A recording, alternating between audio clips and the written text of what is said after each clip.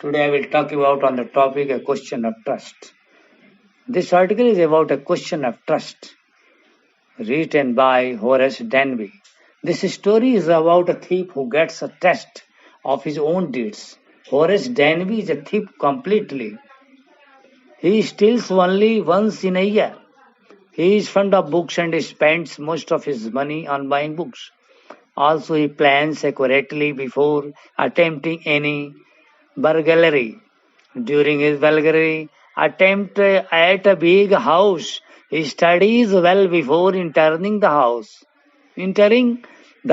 for stealing from the safe. A lady thief cheated on him, who claims herself to be the owner of the house. Finally, Horace ends up in prison only to regret the way that a man should not trust anyone, particularly from his own profession. Horace Danby was a good person. He was 50 years old, but still unmarried. Horace Danby was a locksmith. He was a very successful businessman. He had two assistants to help him, being good and respectable, but he was not totally honest.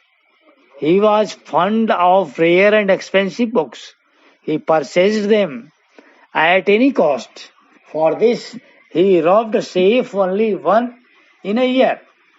He purchased these books secretly through an agent. Before making a theft, he chalked out plan well. This time he had observed the house at Shotover Grange for 2 weeks. He studies even the minute thinks about that house. The family was now in London. The two caretaker servants of the house had gone to the movies. He jumped out from behind the garden wall and came inside the house. He had taken a key from the kitchen door hook. Then he wore gloves.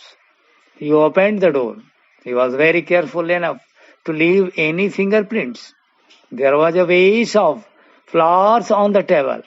The fragrance of flowers tickled his nose.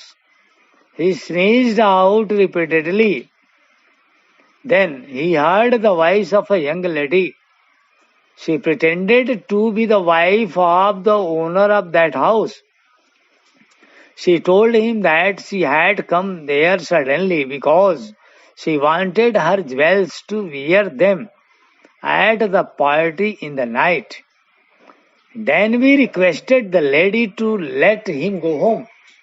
She asked him to open the safe as she needed the jewels, but she had forgotten the number.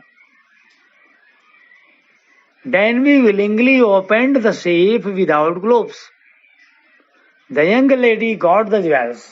Horace Danby went away happily because he had escaped from being imprisoned. On the third day, a policeman had arrested him for the jewel robbery at Shotover Grange. His fingerprints were found at the robbed place. He confessed that he had opened the safe for the young wife of the owner of the house. But in reality, the owner's wife was about 60 years old. She said that the story was not true. No one believed Danby. Now the police arrested him. He was the assistant librarian in the prison. He always thought of the charming young lady who was in the same profession as he was. Now he didn't believe in the thought of honor among thieves.